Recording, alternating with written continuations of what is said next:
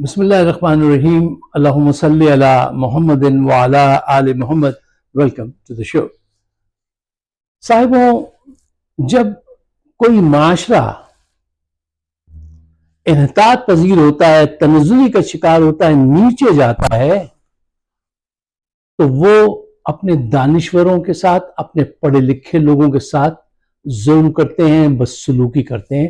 اور یہ تاریخ ہے، انسانی تاریخ میں آپ جا کے دیکھ لیجئے کہ چاہے بادشاہوں کا دور ہو، اس دور میں بھی جو بادشاہ پڑھے لکھے لوگوں کو، صاحب علم لوگوں کو اپنے قریب رکھتے تھے، ان کی بادشاہت بھی کافی دیر چلی اور حالات بھی بہتر رہے ان کمپیئر ٹو ادرس جو دوسرے تھے ان کے مقابلے میں. پاکستان میں آج آپ کے پاس جو چند دانشور ہیں، ان سے کام لینے کے بجائے ان کی تذلیل کی جا رہی ہے. جی، آفتاب اقبال کے ساتھ جو ابھی سلوک کیا گیا ہے 2 دن پہلے، میں اس پہ آپ کے سامنے کچھ بات رکھنا چاہتا ہوں. دیکھیے، آفتاب اقبال پاکستان کا ایک سچا true intellectual, honest, sweet honest man, merit پہ بلیو کرنے والا، سب کو مواقع دینے والا، سب کے ساتھ مل کر چلنے والا، کوئی تکبر، کوئی غرور اس میں نہیں، کوئی انا نہیں، پاکستانی، پکا پاکستانی. اس کے ساتھ کیا سلوک کیا گیا ہے؟ 18 گھنٹے، 11 یا 18 گھنٹے ان کو الگ لے جا کر پوچھ گچھ کی گئی. اب مجھے بتائیے، اس سے کیا پوچھ گچھ کی گئی آپ نے؟ وہ کیا کوئی دہشت گرد ہے؟ یا دہشت گرد تنظیموں سے اس کا کوئی رابطہ ہے، کوئی واسطہ ہے؟ یا وہ سوٹ کیس میں پاکستان سے بھر بھر کے ڈالر دبئی لے جاتا ہے زرداری کی طرح؟ کیا وہ انسانی اسمگلنگ کرتا ہے؟ کیا قصور کیا ہے اس کا؟ اس کا قصور صرف یہ ہے کہ وہ پڑھا لکھا انسان ہے اور اپنے کام سے کام رکھتا ہے اور پاکستان کی خدمت ہی کرتا ہے. وہ کتنے گھروں کے چراغ اس نے جلائے اور کتنا خوبی پیدا کی ہے اس نے اس معاشرے میں، یہ کسی اور وہ ڈسکس کریں گے. دیکھیے صاحب، فیکٹ یہ ہے کہ ہماری تو تاریخ بھری پڑی ہے ان واقعات سے کہ ہم نے ہمیشہ علم والے لوگوں کے ساتھ زیادتی کی ہے، ان کو بے توقیر کیا ہے، اور یہی ہمارے زوال کا بہت بڑا سبب بھی ہے. اچھا، اب یہ اتنی تفصیل طلب باتیں ہیں کہ یہ 15 منٹ میں نہیں ہو سکتی، اس کے لیے تو 30-40 منٹ چاہیے. حکمران جو ہے اس وقت بھی جب شروع میں سب لوگوں کو تنگ کیا، آج تک ہمیشہ سے تنگی کرتے آئے، دانشوروں کو، شاعروں کو تنگ کرتے رہے. اب ذرا اس پہ غور کیجئے، ذرا گہرائی میں اتر کے جائزہ لیجئے کہ یہ ان سے اتنا ڈرتے کیوں ہیں، ان کو اتنا تنگ کیوں کر رہے ہیں. یہ کچھ پوائنٹس ہیں، میں ذرا فاسٹ فارورڈ چلوں گا، تیز چل کے، تاکہ کم وقت میں زیادہ کمیونیکیشن ہو اور آپ بور بھی نہ ہوں. تو کچھ پوائنٹ صرف آپ کے سامنے رکھتا ہوں، پھر ہر پوائنٹ کو آپ چاہیں تو ہم بہت دیر تک اس کو ڈسکس کر سکتے ہیں. پوائنٹ نمبر 1، دیکھیے، Bacon one said knowledge is power. knowledge is power. اچھا، یہ حکمران طبقہ جو ہے، اسٹیٹس کو جو ہے، یہ ان کی دانشوروں کی نالج سے ڈرتا ہے. پوائنٹ نمبر 2، یہ جانتے ہیں کہ انہیں دبانا، روکنا بہت مشکل کام ہے. پوائنٹ نمبر 3، یہ حکومت کی نااہلی اور کرپشن کو جو ہے بے نقاب کرتے ہیں ہر دور میں، اور انہیں چیلنج کرتے ہیں، ذاتی مفاد کے لیے نہیں، عوام الناس کے مفاد کے لیے. پوائنٹ نمبر 4، حکمران اپنی قوت کے ساتھ جب ان کا سامنا کرتے ہیں تو ان کی نالج کے سامنے خود کو کمتر سمجھتے ہیں، مجبور سمجھتے ہیں، اور ان سے بیزار ہوتے ہیں اور حسد میں مبتلا ہو جاتے ہیں ان کی شخصیت، ان کی نالج کی وجہ سے.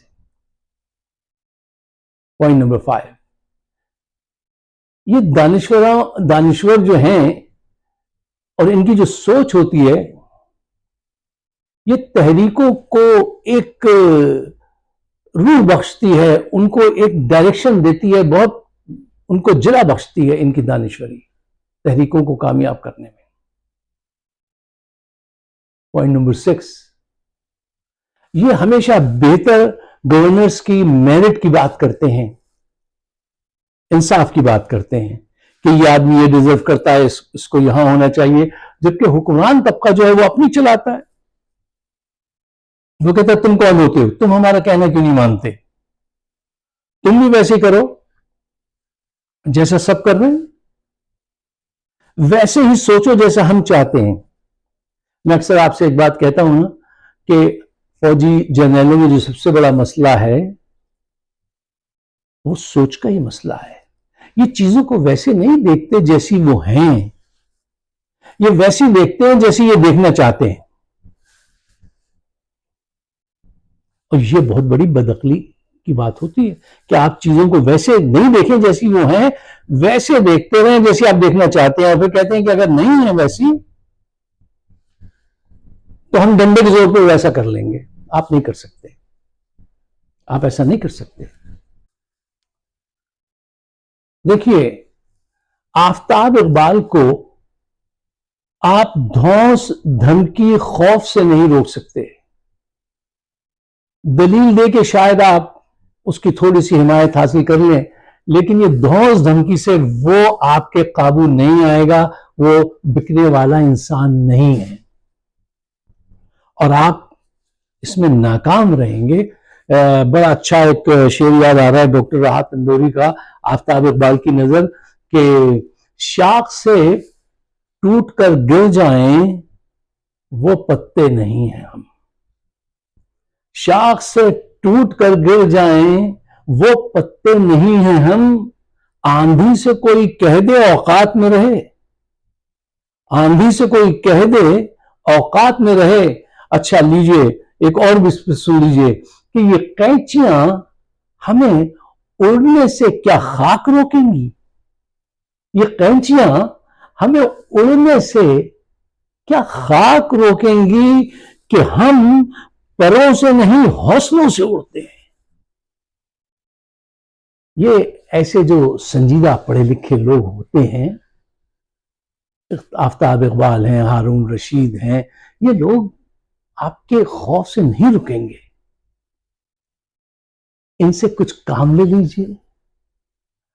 اگر یہی لوگ آج کسی دوسرے ملک میں ہوں اس نالج کے ساتھ تو وہ ان سے فائدہ اٹھائیں گے، ان سے مشورہ کریں گے، ان سے پوچھیں گے بلا کے کہ ان حالات میں کیسے فیصلہ کریں کہ یہ بادل چھٹ جائیں ناکامی کے، بربادی کے، اور ملک بھی بچ جائے، ہماری عزت بھی بچ جائے، ہم کیسے باہر جائیں۔ جس ملک نے ترقی کی ہے اس نے اپنے دانشوروں کا خیال کیا ہے، ان سے صلاح لی ہے۔ وہ یہاں پہ لیکچر کرتے ہیں تو ہم $250 کے ٹکٹ لے کے جا کے سنتے ہیں۔ اس معاشرے میں اتنی قدر ہے، اور آپ کے معاشرے میں ان کو ڈراتے ہیں، آپ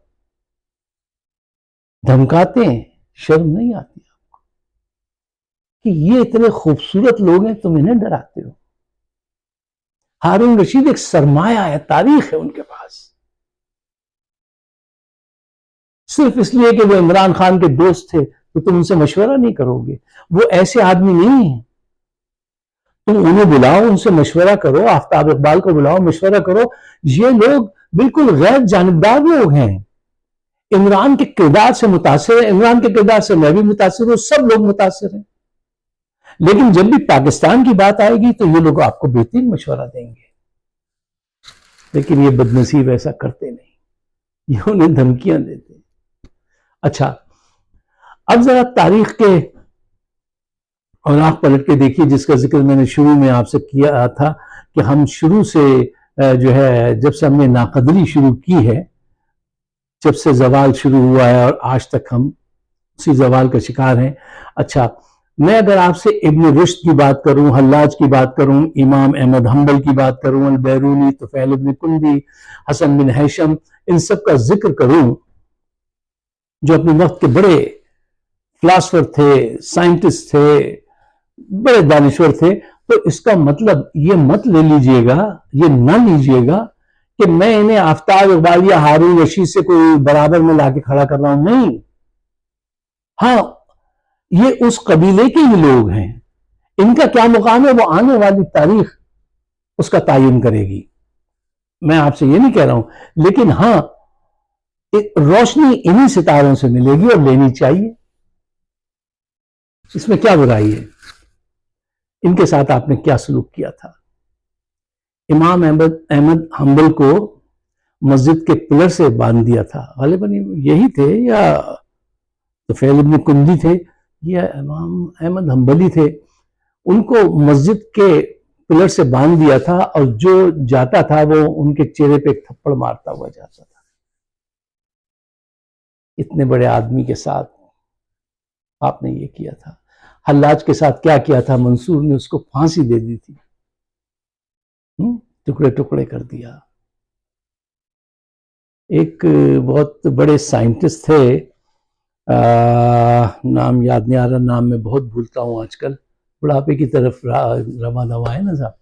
تو ان کی کتاب ان کو پکڑ کے باندھ کے کہا گیا ان کی کتاب ان کے سر پہ اتنی مارو, اتنی ماری گئی ان کی کتاب کہ وہ اندھے ہو گئے تھے. یہ کیا ہے آپ نے. آج کیا کر رہے ہیں؟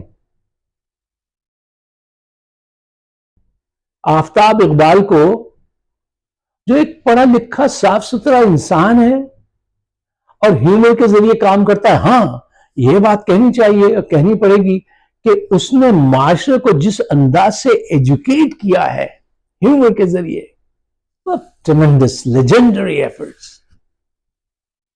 کیا اس نے طنز و مزاح کے ذریعے کیسے لوگوں کو سوچنا سکھا دیا. لوگ آ کے اس کے پاس سے پیسہ کما کے, نام کما کے بھاگتے رہے, بھاگ جاتے ہیں آج بھی.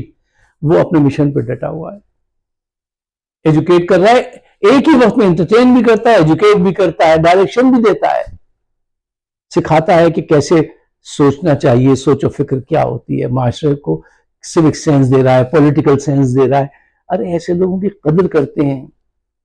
تم روز دہشت گردی کرتے ہو ان کے ساتھ. تمہاری دہشت گردی زیادہ دن کی تو اب رہ نہیں گئی ہے, چند مہینے ہی رہ گئے نا. اچھا, میں چاہتا تھا, ٹائم چونکہ کم ہوتا ہے تو میں چاہتا تھا ایک ذکر جو ہے ذرا تھوڑا سا تفصیل سے کروں ابن رشد کا. آپ نے اپنی زندگی میں اسپین کو کب سے جانا؟ ہم نے تو جب علامہ اقبال وہاں تشریف لے گئے اور جا کے مسجد میں اذان دی, اس کے بعد سے ہم پاکستانیوں نے زیادہ تر نے جانا ہے کہ اسپین کیا ہے, وہ وہاں پہ ہمارا عروج کیسے تھا, اس کے بعد پڑھنا شروع کیا. اس سے پہلے تو مصطفی اسم کو نہیں خبر تھی اتنی. ان کے جانے پہ اذان دینے کے بعد اسپین کا دروازہ کھلا. ابن رشد کو جب آکسفورڈ پریس نے ان کے متعلق چھاپنا شروع کیا تو ذرا پڑھنے کو زیادہ چیزیں ملی, ورنہ کہاں تھی ہمارے پاس پڑھنے کو چیزیں اتنی. ان سے متعلق پرانے اسٹائل کی کتابیں تھیں, تو کبھی لائبریری میں جا کے بیٹھو تو آدمی تھوڑی دیر میں ان کی اتنے چھوٹے وہ ہوتے تھے ٹائپ سیٹ, اور وہ آدمی کہتا تھا یار آنکھوں میں درد ہو گئی, چلو اس کو بند کرو. یہ تو آکسفورڈ نے پرنٹ کیا تو پڑھنا شروع کیا. ٹھیک, اب آپ یہ دیکھیے کہ ایک دانشور سے, وہ ایک فلاسفر تھا, سائنسدان تھا, قانون گو تھا, بڑا نالجبل آدمی تھا, اس نے کیا کارنامہ کیا ہے مسلمانوں کو اس کا علم نہیں ہے. ہارون رشید اکثر یہ باتیں بتاتے ہیں, لیکن یہ قوم جو ہے ان کو دھمکیاں دیتی ہے.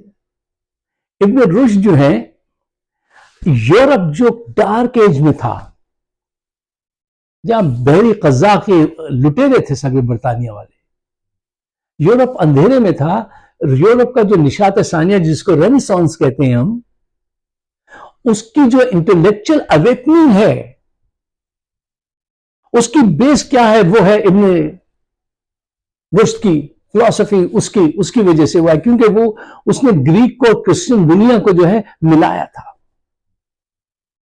گریک فلسفی اور کرسچن دنیا کے درمیان میں اس نے برج کا کام کیا تھا. آج یہ بات میں نہیں آپ سے کہتا ہوں، یہ بات آپ خود جا کے یورپین کے منہ سے سنیے تو زیادہ آتھینٹک لگے گی آپ کو کہ ہمارے رینیسان میں ابن رشد کی جو فلسفی ہے اس کی وجہ سے ساری سائنس اور ٹیکنالوجی اتنی ترقی کی ہے ہم نے. جی، جن میں قدر کی وہ ڈارک ایجز سے نکل کے کہاں آ گئے، اور ہم جب وہ پیدا ہوئے غالباً 12ویں صدی ہے، 11ویں صدی سے 12ویں، وہ گولڈن ایرا ہے مسلمانوں کی ہسٹری کا. اسپین میں ہم تحفۃ الفلاسفہ وہ پڑھتے رہے اور انہوں نے کہہ دیا امام غزالی نے کہ یہ تو تصادم ہے اسلام سے، اس کا میتھمیٹکس کا، اور پھر جب اس نے کام کیا ابن رشد نے تو وہ یہ بات بھی نہیں مانی. اب یہ لمبی لمبی باتیں ہیں، وہ آپ جانیے، کسی اور وقت ریسرچ بھی کر لیجئے. میرے جو کہنے کا مقصد ہے وہ یہ ہے کہ اے میرے جرنیلوں، تم اپنی بقا کے لیے، پاکستان کی بقا کے لیے ایسے جو لوگ تمہارے درمیان میں موجود ہیں ان سے کام لو. یہ تمہاری جان بچانے کا نسخہ بھی بتا سکتے ہیں، اور پاکستان ترقی کیسے کرے گا، اس جنجال سے کیسے نکلا جائے اس طرف سوچو. جب تک تم اپنا مائنڈ سیٹ چینج نہیں کرو گے، دیکھیں جب تک دماغ چینج نہیں ہوتا کچھ چینج نہیں ہوتا. وہ کہتے ہیں نا دعائیں جو ہیں وہ کچھ نہیں کرتی، دعائیں دماغ چینج کرتی ہیں. once mind is changed then you can change so many things. یہ اس میں تمہارا کام آ سکتے ہیں، ان کی نالج تمہارے کام آ سکتی ہے، ان کی نیک نیتی تمہارے کام آ سکتی ہے. یہ مختلف طبقات کے درمیان میں ذہنی ہم آہنگی پیدا کر سکتے ہیں. یہ مختلف ممالک میں جا کے پاکستان کی عزت کا باعث بن سکتے ہیں.